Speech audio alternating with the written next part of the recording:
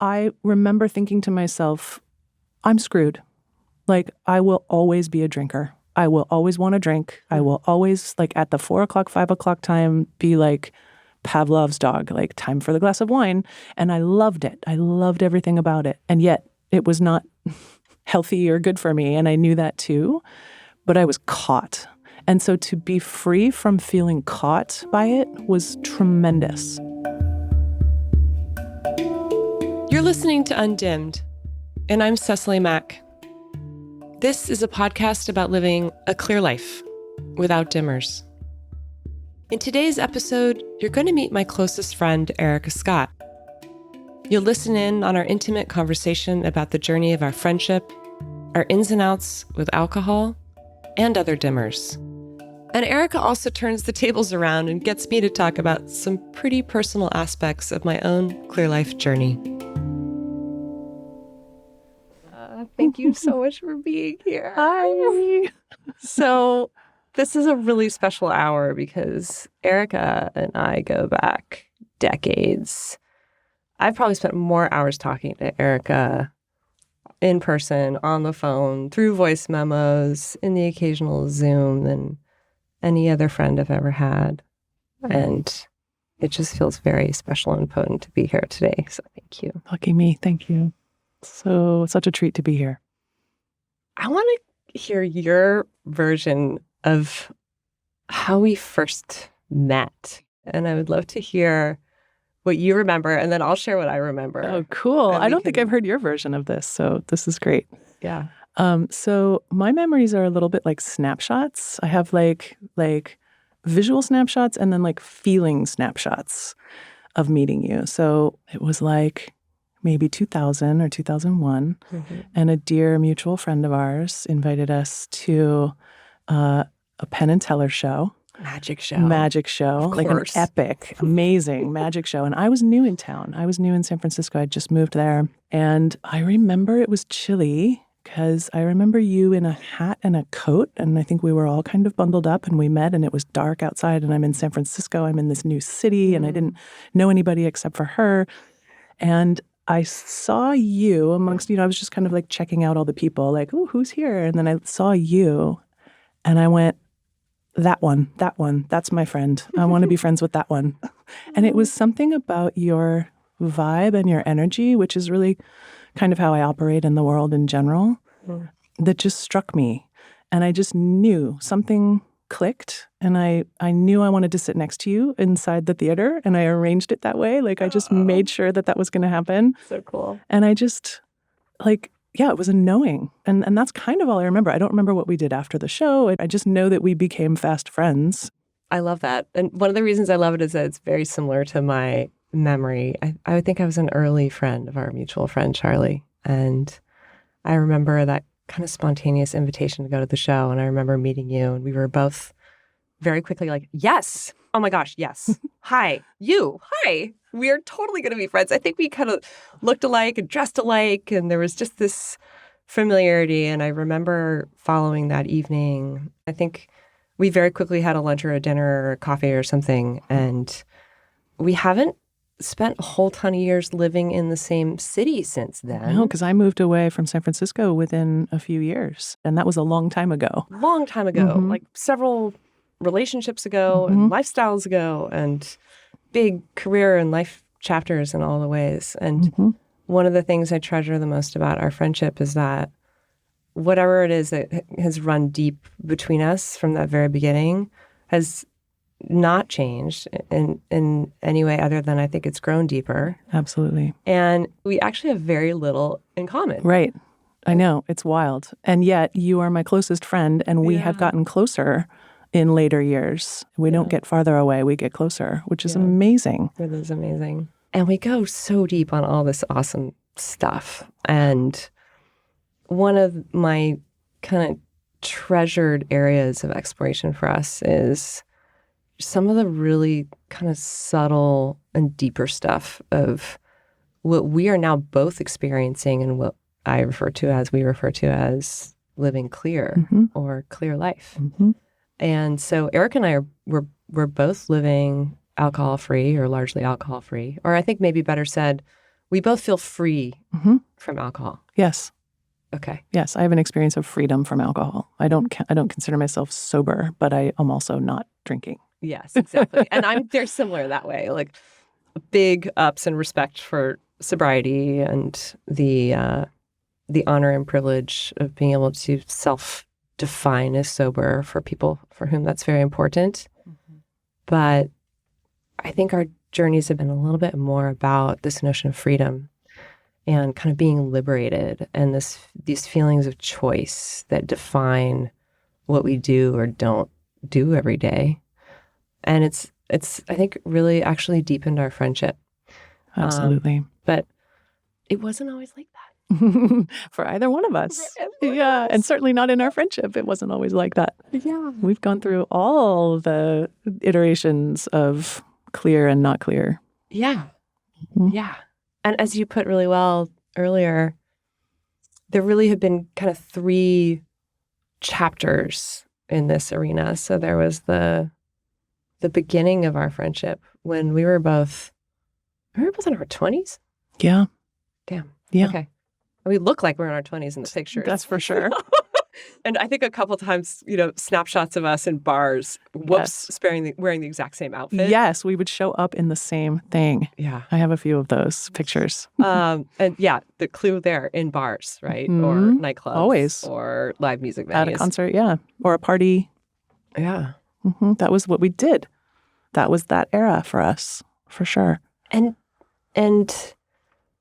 I think, if my memory serves, you'd kind of already been on your own alcohol journey by the time you moved to San Francisco and when we met those years ago. I was on an alcohol-free journey until I moved to San Francisco. And actually, I was sober, I think, when I very first moved to San Francisco. And then I decided I wanted to be, quote unquote, normal.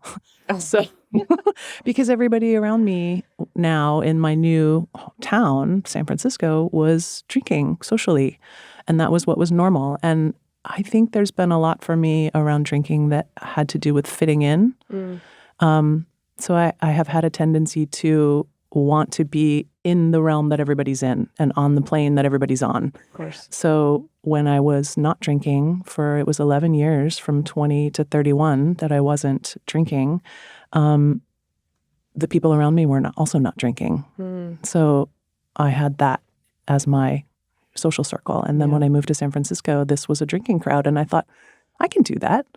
I can drink socially. It's not a thing. And which you did, which we did for years. For years. I mean, many years. And it wasn't weird. No, it was normal. It was normal. We were doing what everybody was doing, and it didn't feel, it didn't like impact my life. It didn't impact my next day. I did not have what I considered to be a drinking problem. Yeah. I was a very normal social drinker. Yeah. In my opinion. What was that like for you coming out of years of not drinking? And not only not drinking, but being supported by an AA community. You actually had some identity around not drinking. Originally, I was in the AA community in my early days of not drinking in my early 20s, but I pretty quickly felt like that was a limiting context for me rather than an expansive and deepening context. So I then left that community, the AA community. I didn't need it to stay sober. I wasn't, jonesing for drinks. So I think I originally stepped into that world for social support, and it was helpful. So common. Yeah, so common and so awesome that it's there, right? And then I just kind of felt like this doesn't fit me anymore. I don't fit in here anymore. So I continued my own exploration of depth and my own like sort of spiritual explorations in many, many ways. Outside of that, but I still wasn't drinking and I was still hanging out with the people that weren't drinking. So I think for me, to answer your question, I considered very carefully starting to drink again. I took a lot of time with that. It wasn't a moment decision. It was an overtime decision because it did matter to me. And I had built a life that was not dependent on alcohol. And there was a specific reason why I had stopped drinking in the first place. And I knew enough in my AA meeting days to know that it's progressive and it can come right back and be the same or worse when you start drinking again. And I just didn't want to step back into the darkness of alcohol. And yet I didn't want to be that person who wasn't drinking with all the other people who were. So I just thought about it, and I thought, like, I've had enough time. I understand myself enough. I understand this substance enough. I think I can do this. I can be fine. And it was for a while. It really was. Like, I mean, it was, but it wasn't, of course. But it felt like it was at the time. So I think that's an important thing for me to note, is that it was a careful consideration and a conscious choice to step back into something that I had let go very consciously. Yeah. Yeah. And I would love to rewind the tape back a little bit.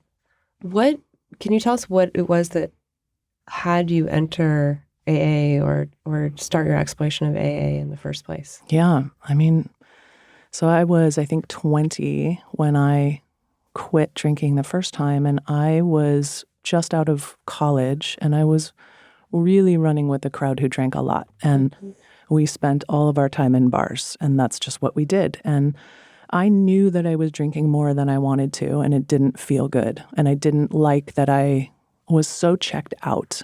I was so checked out, and I was stepping way outside of myself to show up in this group of people who were heavy partiers in a fast crowd, basically. And really, the line of demarcation for me was that one night I was being walked home by a dear friend at the time's boyfriend. They were living together. Maybe he just walked me to my car. See, I don't really remember. And we ended up kissing each other. And that was such a breach of my code with a friend that I was like, who am I?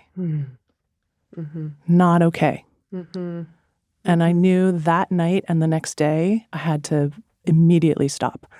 And I had to immediately change my friend group because all of my friends hung out in bars, and that was all I knew. I didn't have other people in my life that were doing healthy things. And that was why AA was really helpful to step right into. But it was like getting so far away from the truth of who I am and how I walk through the world, especially in my friendships, was like a huge, scary, awful wake-up call.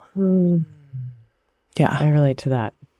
And I think a lot of people in this community do as well, and that it's usually not some big rock bottom crisis.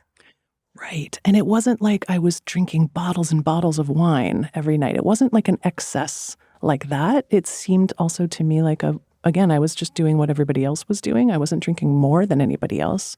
But it was that self-abandonment thing. Yeah. And that's in some ways worse than some of the other stuff. Yeah. And it damages people and people that you care about. You know, that's just not cool. Yeah, totally. Yeah. So when I met you, you'd kind of been through that part of your journey. Yeah, a long time ago. Yeah, you'd had this low moment. You entered the AA community.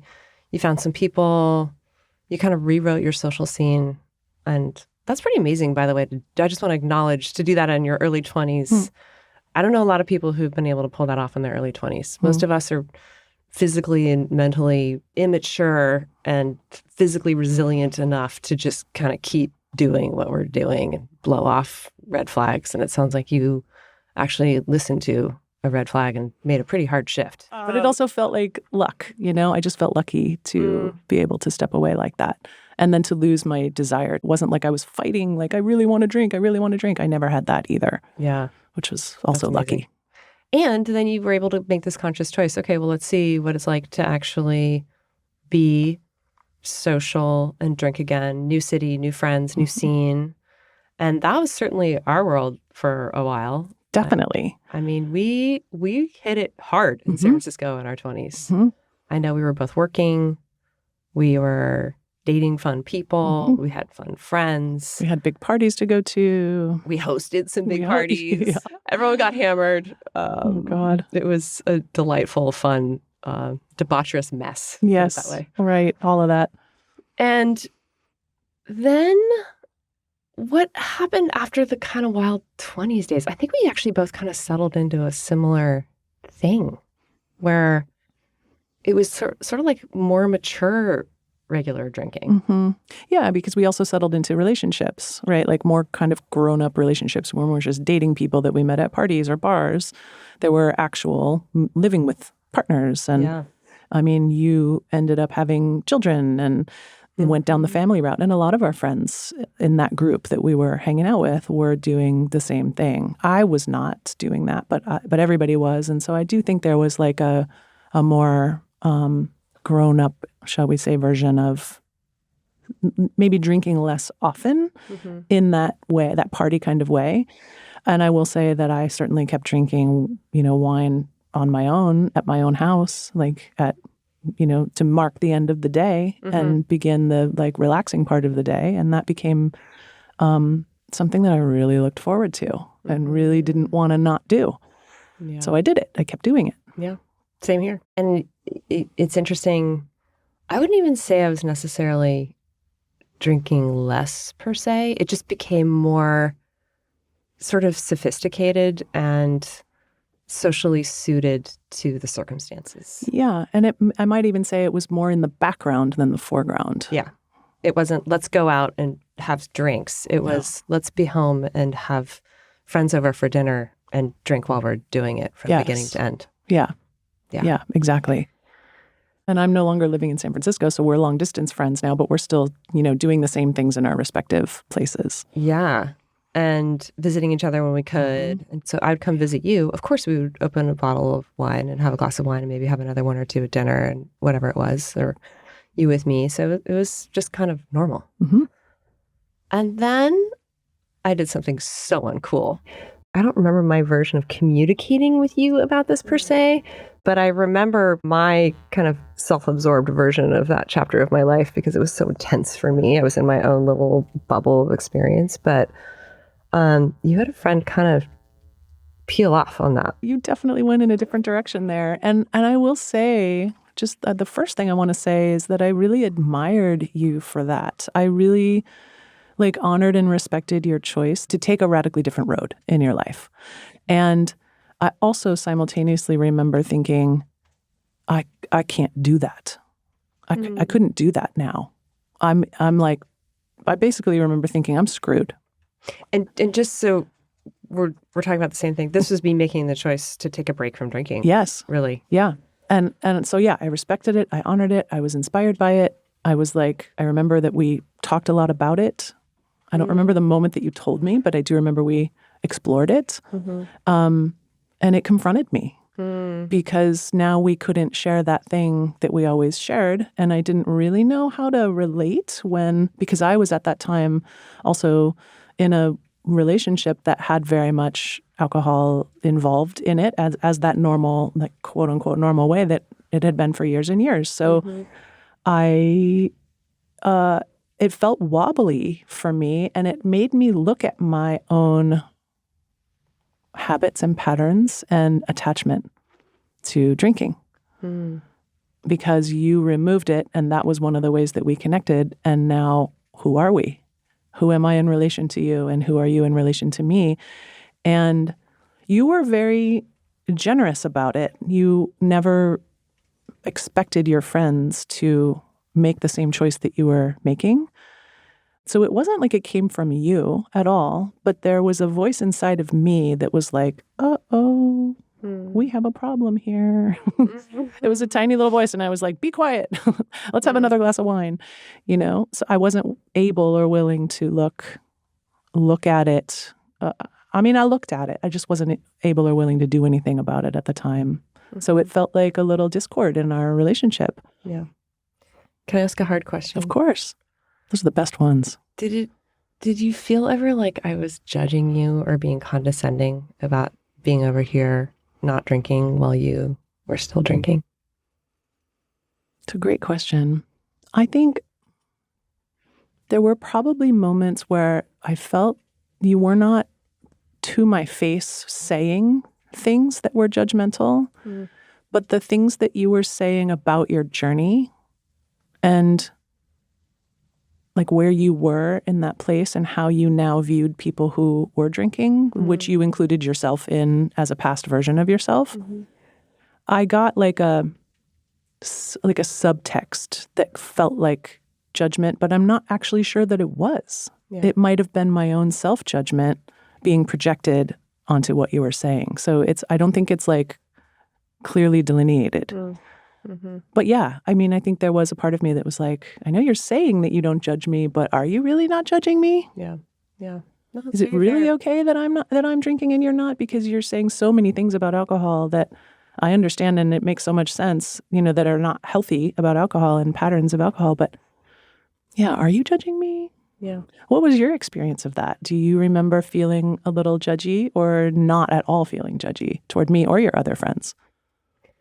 I had to examine this a bit because it's been years and I've had the full spectrum of reactions to my choices to not drink. I mean, as you know, we've talked about this a lot, but wild love and encouragement and real disdain and disapproval and everything in the middle. And I think, honestly, there was a period of time when part of my process involved being judgmental of others who were, and note my language here, still drinking. Mm-hmm. As if, they're on a path toward not drinking anymore, but they actually weren't. Yeah, exactly. Right. And that was the way to go. And if I then kind of keep going and try to be compassionate with myself and not get too shame-filled about that judginess, I actually think that righteousness was one of the kind of strengths or a pillar of strength for me, rather, in my path. Like, it was something that I could hold on to. This choice is the right choice. Mm-hmm. I'm making a difficult choice, but it's the right thing to do. Wow. And I feel less that way now. It feels much more like an exploration and an offering than a dictatorship from me. I guess I don't know the right word, but there's some feeling now today that is more along the lines of my job is just to be who I am, and I really do believe this notion of do you in the 8 awarenesses. And I had this super humbling moment, which I write about. Actually, I was driving my then, I think, 9 or 10-year-old son through our little town in Northern California. And we passed somebody on a street corner lighting a cigarette. And he said, "Mom, if I were the president of the United States, I would make what's it called? What's the thing that the president can do when they can just make a law?" I said, "An executive order, honey." He said, "I would make an executive order and ban cigarettes." Wow. And I said, "Why?" And he said, "Well, they're unhealthy and it's gross for the people around them who don't smoke. And I think they should be illegal. Nobody should be allowed to smoke." And I got him to where he was going and dropped him off. And then I had a pretty massive, oh shit moment. Mm-hmm. Like, that is coming from me. I'm his mama. And when he got back in the car after his practice, an hour or so later, I talked to him about it a little bit more. And I asked him about candy. I said, "Would you like it if there was an executive order to make candy illegal?" And we had this great kind of mom to kiddo conversation about letting people make their own choices and, what's right for somebody is not right for others. And isn't it amazing that we live in a world where people can choose what they want to do and it's kind of no one else's business? Right. And we have no way of knowing what motivates other people to do or not do what they do. And it was really the teaching that I needed to hear. He was this awesome little mirror. And so when I look back, this is kind of around that time probably when you were feeling some of those undertones of my explorations. And I was doing a lot of Instagram posting then too. Yeah. So I was able to say behind this Clear Life Journey IG handle things that I wasn't comfortable necessarily saying to friends and family. Right. They were pretty pointed about my perspectives on alcohol and drinking. And I've had a number of people tell me that they felt like that was really, in some ways, harsh and directed towards them. Right, like alienating. Yeah. And it's been an interesting experience for me to explore the truth in that as opposed to just defend myself. No, I wasn't being judgmental. This was just my journey. Well, Not really. I think part of it was being kind of righteous. There was a yes and there, Yeah. which I can really relate to now that I'm on the other side, and we haven't even talked about much about that chapter yet, but I'm in my journey of being clear again from alcohol. I also am going through that as a phase. Like it's maybe a part of the healing journey or the clear journey where what it feels like for me is an important rejection of like a personal rejection of a behavior that was very unhealthy for me that I wasn't willing to see then, but I can see really clearly now. And I don't wish that for the people that I love. It's a hard thing to really put words to, but I think maybe it's just a part of the journey. And the important thing is not to bring it along the whole way, but move beyond it. Yeah. Go through it. Yeah. Because there's something definitely bigger than that allows everybody to live in their own way, whatever that is for them, without any judgment from us, for sure. I think that time for me of learning how to navigate my own path without that kind of righteousness or condescension. Your own clear life path? Was actually really humbling. It wasn't easy to admit that I had been a version of myself that maybe I had grown past. And we have that all now kind of documented, and I'm able to have communications with people in my life about how they've felt in the face of my choices or how I communicated about it. And I think what we can do, all of us, as we're figuring this out, because this is not an easy thing to do, whether you're on the friend who has a friend who decides to stop drinking or whatever your dimmer is with you, or if you're the friend who's opting out of a behavior that's been kind of a glue for years, just to extend a lot of grace to ourselves and each other. Yeah. Well, and I'll even extend that to say kind of what I needed too was also grace to be not graceful. Like grace for me often in my life looks like allowing the messy, messy and the ugly, ugly and the scary, scary to be there too, and to gracefully allow that, which is super duper hard. Grace doesn't look like grace often when it's happening, It looks like terrified, or it looks like I can't do this, or it looks like I don't have any friends anymore, or I can't make it, And then allowing that to be there in the human experience, like the fullness of the human experience. I feel like in my world, that has been the grace, is the allowing of the things that don't feel like grace, but actually are when you look back on them. Can you give us an example? Like a real live life example? What do you mean?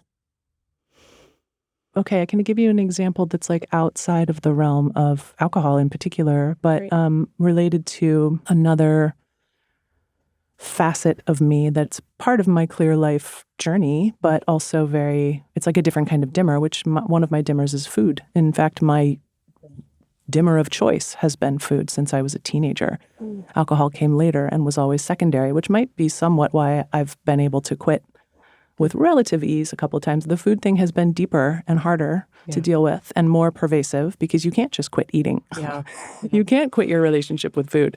And it's fraught in the culture that we live in, how food is connected to our appearance. And that's like a conversation for another podcast on a deep dive there. But as I continue to get older and throughout our lives, our bodies are changing and our relationship with ourselves is changing and our relationship with our dimmers is changing and relationship with food is changing. And it's like you don't accept or learn to love yourself and then move on. Yeah. It doesn't happen that way.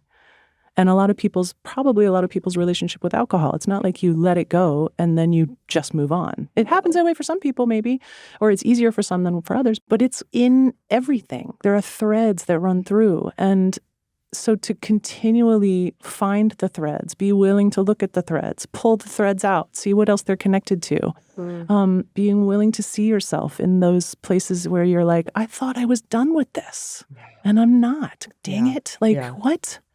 That's just brutal. Yeah. And yet human. And we're probably all going through that on some level, at least at some point, more than we realize. And I think it's been really helpful for me to remember that others have all of their own things that they're dealing with around the realm of dimmers and threads that run through their behaviors that feel unhealthy and things in their lives that are difficult and scary. And we just don't think of other people that way. And it's really helpful to do that. Yeah. It's so human, and it makes me love people more to remember that they're dealing with all kinds of stuff. Like the guy that cuts you off in the grocery store in his car. Like, he may be dealing with something. I have no idea what he's dealing with. It's not me. Yeah. Right? And I do that too. Like, I can act carelessly with people with the best of intentions, but it's me. It's something that's going on in me. It's not actually about them. You know, that's like a broad stroke way of starting that conversation. Yeah. And it's both of the people outside of us and also ourselves. For sure. I mean, it's always that, right? Yeah. Yeah. Always. Yeah. So can I ask you a question? Of course. I'm really curious to know more about your experience when you began your experiment of not drinking, which in the beginning was an experiment. What was your experience of our friendship specifically, and also some of the other friendships in your life? Like, what happened there? How was that for you? Well, I started my experiment of not drinking in a storm of difficulty and deeply complex change in my life. So it wasn't one of those examples of you kind of wake up and you decide to do sober October or sober January, or you have these reasons to cut back on drinking, and so you're going to take a month off to feel better. In my world, everything was falling apart at the same time. I was leaving my husband. I was needing to find a place to live. I was at the lowest of my confidence and self-esteem in many, many years, but had been faking it. So I was also deeply entangled in a cloak of inauthenticity, which was also just deeply painful. And when I took that 30-day break, September of 2017, not drinking was almost like a footnote on all the other dramatic shifts that were happening that month. And yet still a very bold choice. It was a bold choice. Radical choice in your life. But it really wasn't the most significant thing happening either. So interesting. I think is why I have a little bit of a unfair story. Like, it was peculiarly easy for me to not drink that month because I was doing several other things that were much harder. But that's the time when most people would even double down on drinking because I did that before. Maybe I should back up a little bit, give a little bit of context on that. I mean, I had learned of infidelity in my marriage a year prior. Shattering. And I had to find ways to handle that while we tried to figure out what to do next. We spent an entire year trying to not get a divorce, as you remember. I mean, we were really trying to tape all the little tiny pieces of paper scattered all over the floor back together. And it was very painful. And my relief of choice was most certainly alcohol during that period. And I remember drinking immediately upon coming home from work. I had a really long commute at the time. I remember drinking by myself on business trips. I remember one morning with the family loaded in the car to go to the beach, running into the house to get something that I had forgotten to actually, and this is, thank God, the only time I ever did this, but go into the cabinet and take a shot of vodka and then run back to the car. Did you have any moment when that happened of seeing yourself doing that, or were you just in it? Do you know what I mean? A little bit of both. Honestly, I remember thinking, this is not a good sign. And I also remember thinking, oh, well, I learned from my mother that you can't smell vodka, so no one will ever know. So what's the harm? Wow. Wow. So I had really kind of gotten myself pretty deep in a state of, as we, talk about, dimmed out or dulled out or non-feeling or denial or survivorship, whatever it was. And so that first month, when I peeled off and stopped drinking, I actually kind of self-isolated. I wasn't totally ready to talk to people about the end of my marriage. It was still hard for me to believe that that was happening. I definitely didn't want to talk to other moms in my community because I hadn't even talked to the kids yet. And so I didn't want my kids to find out from their friends who found out from their parents that the Macs were separating. So I just got really isolated and really quiet. That makes so much sense. Yeah. And I probably got pretty quiet from you. I think we may have spoken on the phone a few times. I know I came and visited a couple months in North Carolina, which was a poignant visit. I remember that well. But my medicine at that time socially was to self-isolate. And I really didn't start noticing the benefits of living alcohol-free until, the end of that first month. I realized a number of things in my life just felt better. And it was probably a combination of getting out of the difficult personal situation I was in and other empowering choices. But it really was months 2 and months 3 when I started looking around and thinking, have I just had a wool over my eyes? About drinking? Yeah. Like, this is crazy. Wow. And you didn't know anybody else that was doing that at the time, right? You were like the only one. Yeah. And so you didn't have anyone to reflect with. I was fairly isolated in that time for sure. I reached out to people who were deep in AA, kind of heard their version. I had a buddy who was also sober with me. Did you go to any meetings at the time? I think I went to 3 or 4. Just checking it out? In that first 6 months. Maybe another 3 or 4 in the following 6 months. More in a support capacity and a curiosity capacity, but I just kind of navigated my way through. And my memory of my relationships, and including friendship with you and my family, was just being really careful.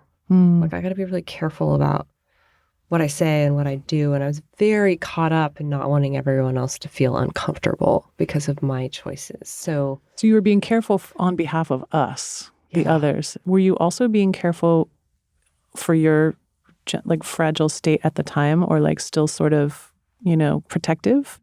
I felt so relieved having finally made the decision to get out of my marriage, and a little bit proud of it in a way. It was really hard to do. And so I kind of denied delicacy. I probably could have afforded a little bit more delicacy and softness in that period, and been a little bit more receptive to love and support from the people in my life who tried to extend it to me. I think my tone was a little bit more of a, I've got it still. I'm good. I've figured this all out. I'm good now.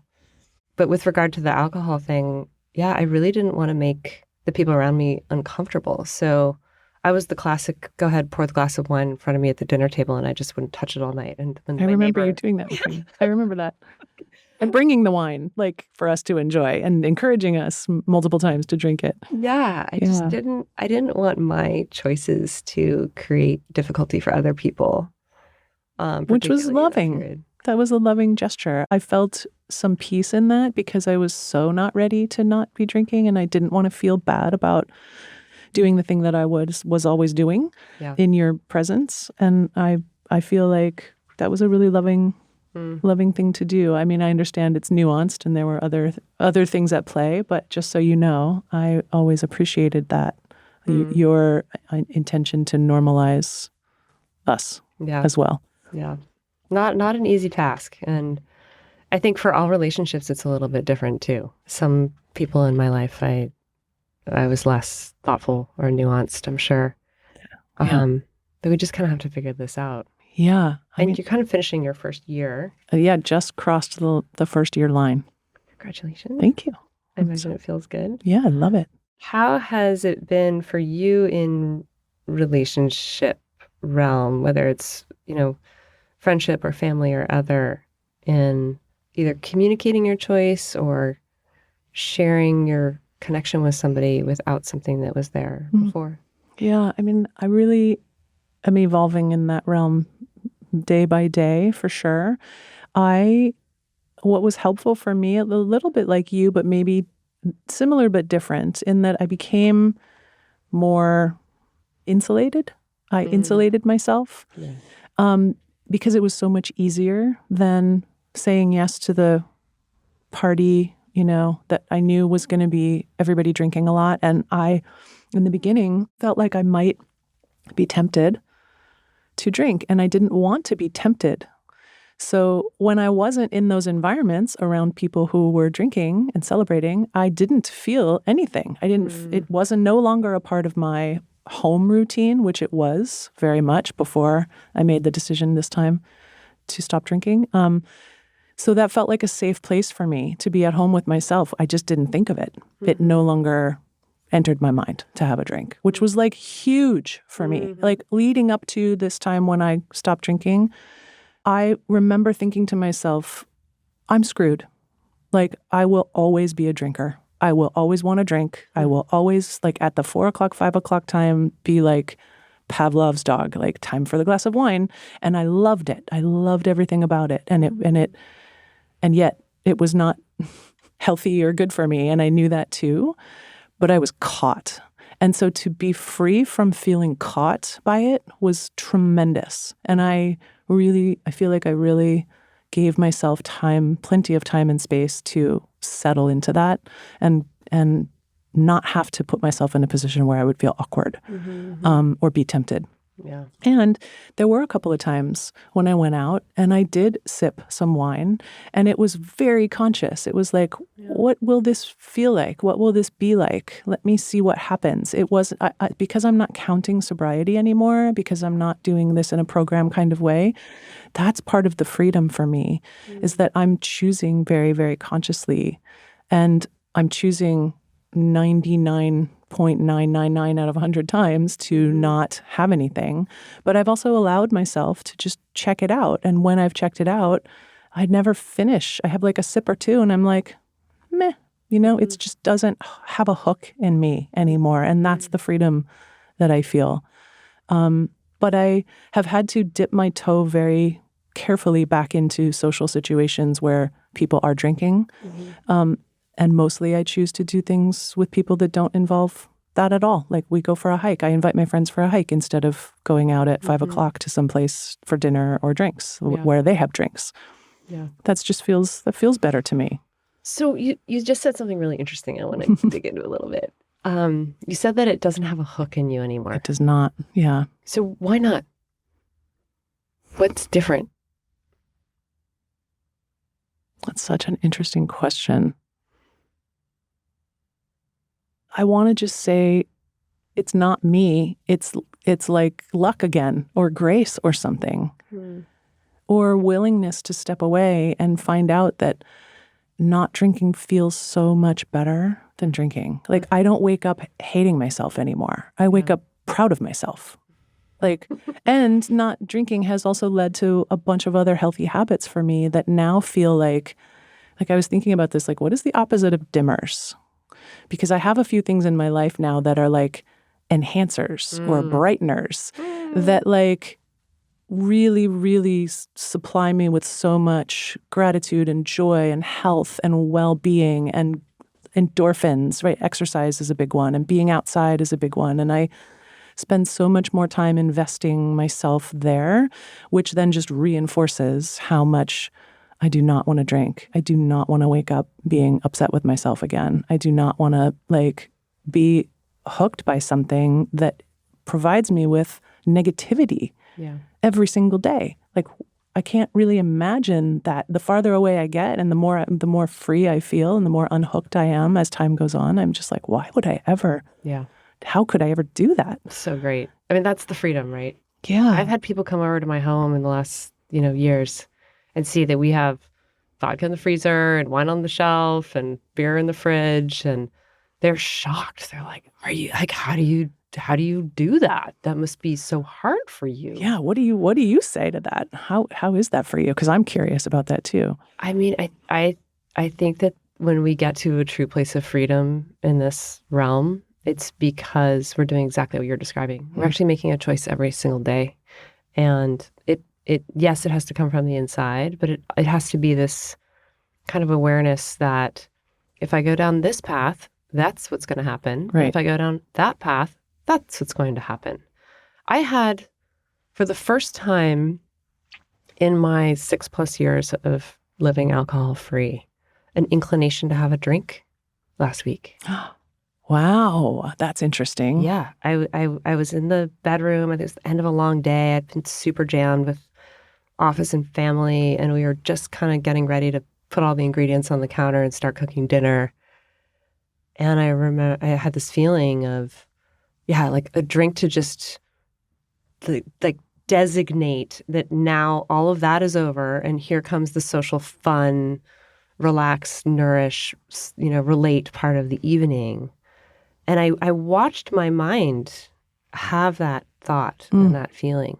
I was actually with Soren and I mentioned it to him within a minute or two. And this is where the work shows up because my next thought was, oh, isn't that interesting? Look at that. Wonder why I feel that way right now. Oh, it's because of my being is looking for some type of quick shot of relief, literally and figuratively. Right.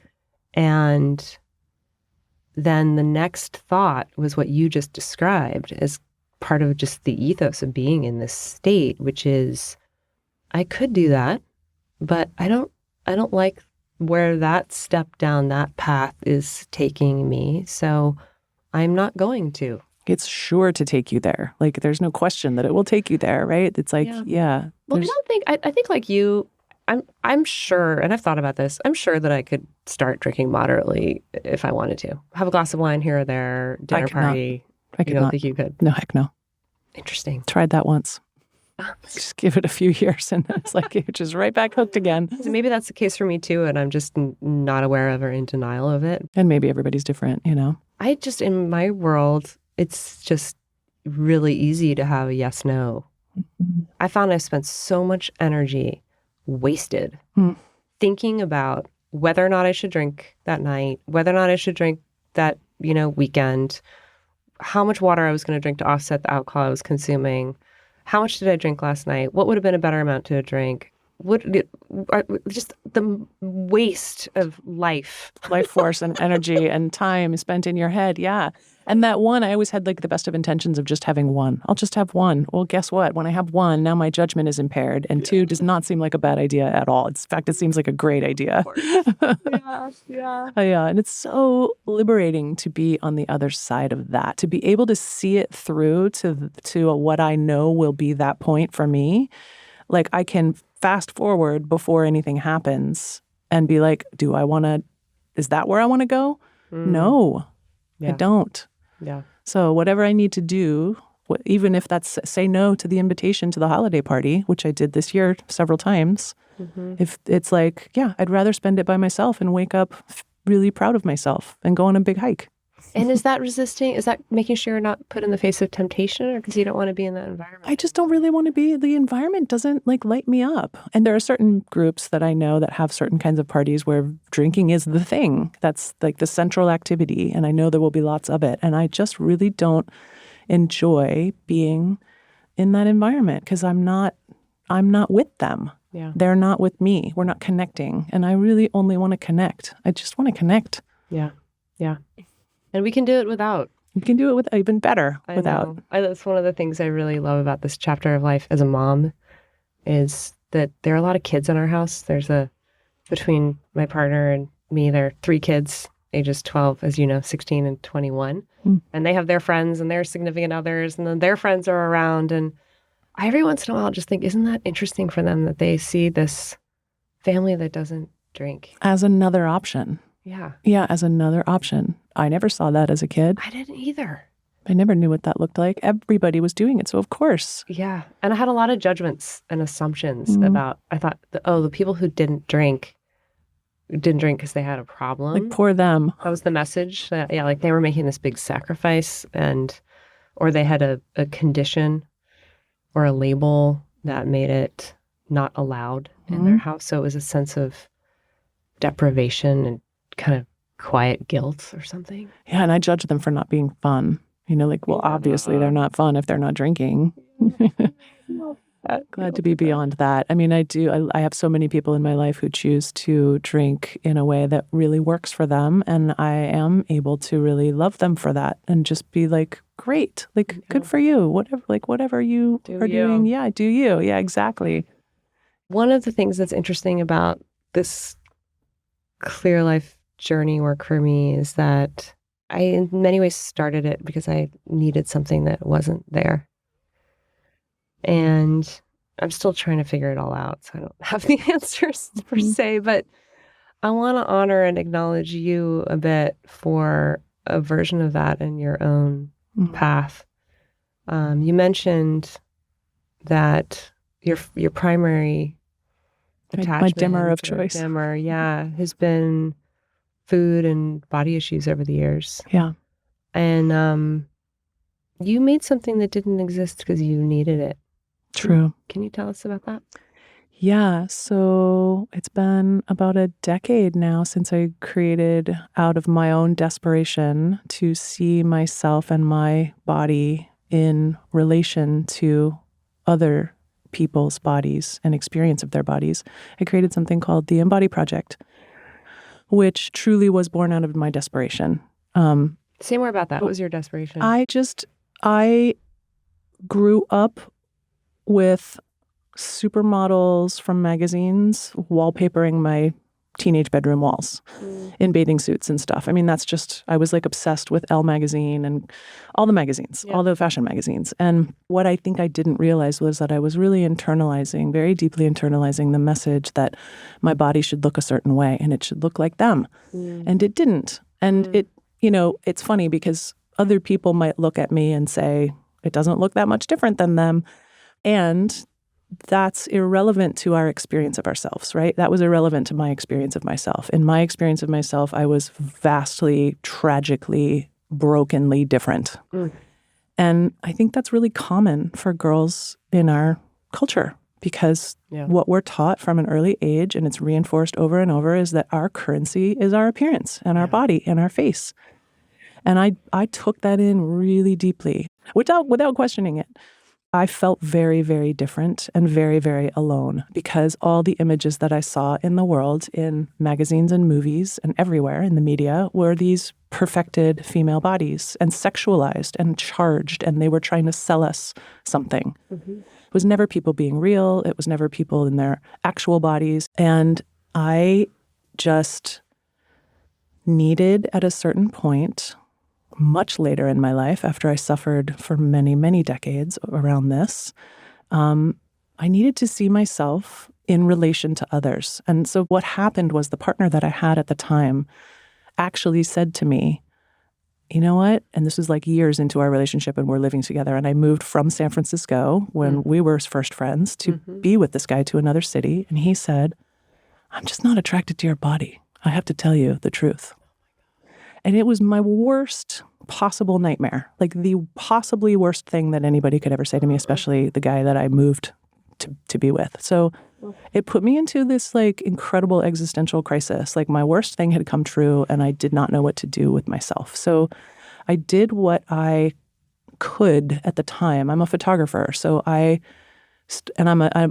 also went to school and studied other kinds of art. So I started drawing myself. And I started, I would look in the mirror. I was like, when I look at other bodies in art, I see beauty. Yeah. They don't look like mine. How come I don't judge them? How come when I look at the magazines, I compare myself unfavorably, but when I look at Renaissance paintings, I don't? What's that all about?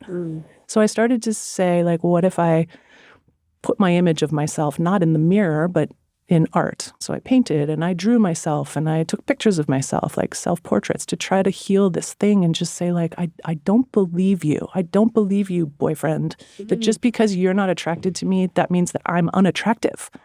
But so as helpful as that was, what was missing for me was seeing myself in relation to the rest of humanity, other people's bodies that, the only kind I ever saw was the idealized kind. I never saw real women in bathing suits. I never saw real men, with their clothes off.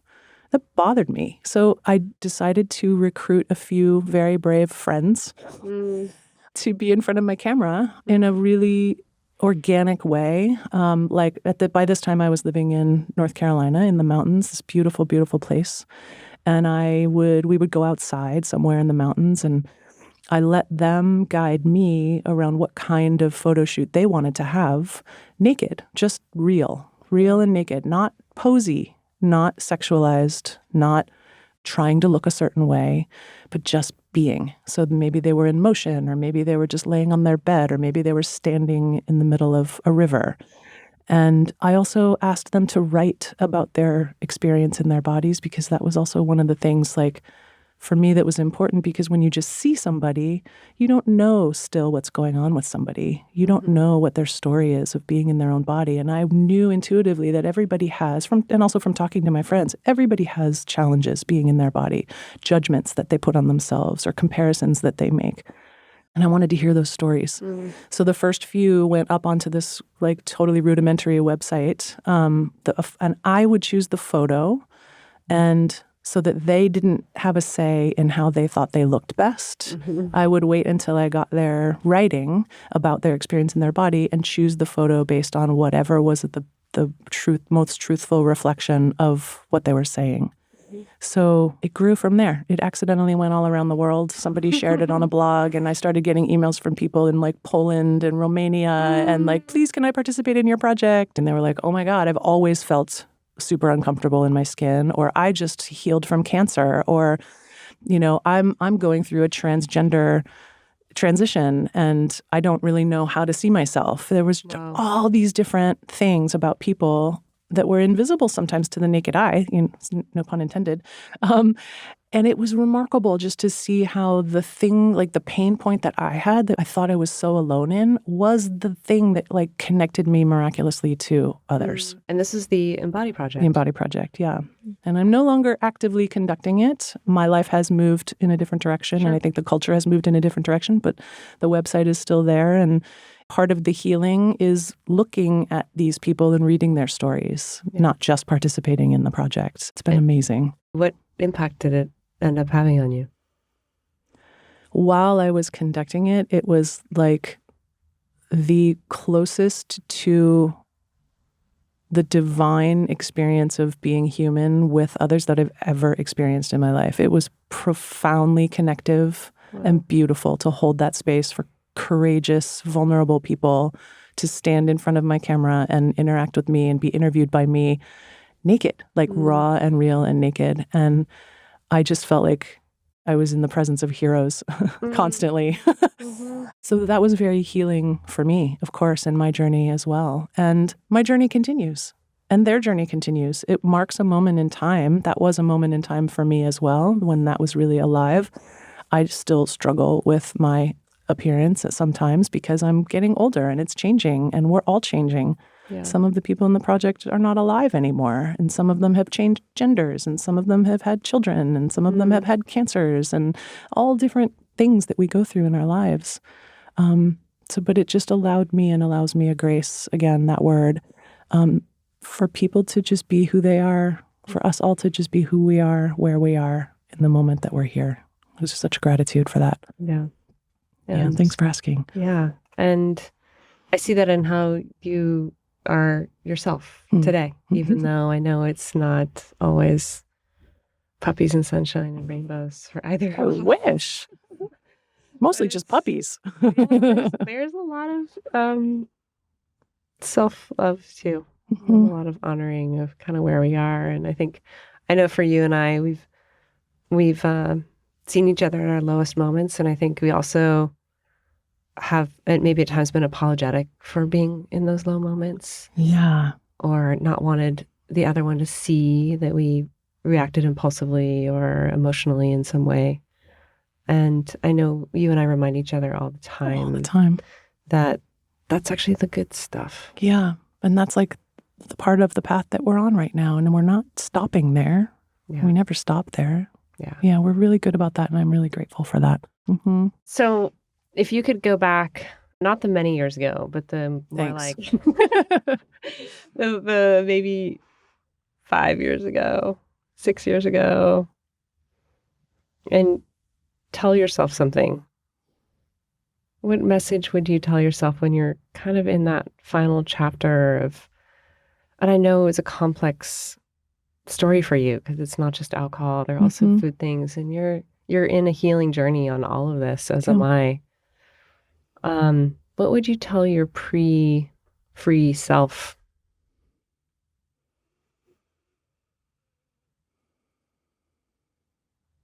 You're stronger than you think. Awesome. I know that's true of you as my friend. So Thank you. And here we are. We are now as sisters, really living today and thriving in like a whole nother level of relationship without that monkey business. Yeah, like a whole other relationship with self. It feels like such a gift. Yeah. It's tremendous. Like it's not a small thing. And not easy. I don't want a rose-colored glasses. No, it's like the ongoing forever journey. And it's not just one thing. It's like those threads I was talking about. It's like connected to everything. And if it's, I like, okay, so there's this healthy thing that I'm doing, but there's all these other unhealthy things that I'm still doing, or these patterns that I'm aware of, and then all these other patterns that I'm aware of, but I can't seem to do anything about it yet. And, it's just the endless tapestry of humanity. Yeah. I think we all have that. And it's easy for me to single myself out and think that I'm the only one, or I have it worse than others, or I'm more messed up than everybody else, or whatever. But I don't believe it. I believe it less and less. I feel, as always, really grateful for time speaking with you, and our friendship is a gift. Absolutely. I feel the same way. Thank you so much. Thank you so, so much for being in my life and for having this platform for people to join in their own way. Yeah. It's a blessing. Yeah. Thanks for being part of it. If people want to find you or learn more about either the Embody Project or your current work today, where can they go? So people can find the Embody Project at embodyproject.com. And they can find all of my other work at ericamueller.com, ERICAMUELLER.com. Thank you. Thank you.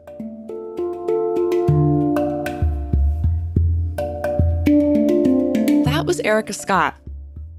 In her 20-plus year career as a photographer, her work has been published in Vanity Fair, InStyle, W, People, and Us Weekly. And her commercial clients include Warner Brothers, Fox, Sony, and Wisdom 2.0. These days, Erica's lens is most often focused on her wedding and portrait clients in the Blue Ridge Mountains of Asheville, North Carolina, where she lives in constant awe of the stunning long-range views and with deep gratitude for the magic and mystery of life.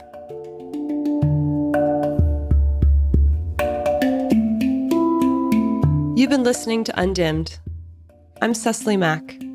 If you want to be sure to catch future episodes, please subscribe to Undimmed on Apple, Spotify, or wherever you get your podcasts. Undimmed is part of a larger movement called Clear Life. It's an exploration of what it means to live clear, without dimmers that can interfere with our intentional, present way of being. It's really about tuning into our truest selves. To learn more about Clear Life, you can go to my website, cecilymack.com, that's CECILYMAK, or subscribe to my Substack, also under my name. Undimmed is produced by Joanne Jennings. Our music was composed and recorded by the great Lara and Sarah, and Matteo Schimpf mixed and mastered the show. Thank you for joining us. Be well.